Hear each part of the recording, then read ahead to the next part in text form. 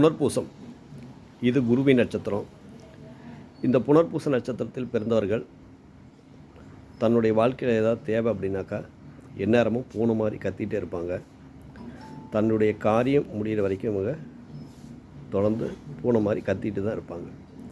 அப்போ புனர்பூச நட்சத்திரக்காரர்கள் வாழ்க்கையில் வெற்றி பெற மிக மிக எளிய வழிபாடு நிரந்தர வெற்றி. புனர்பூச நட்சத்திரம் குருவின் நட்சத்திரம்.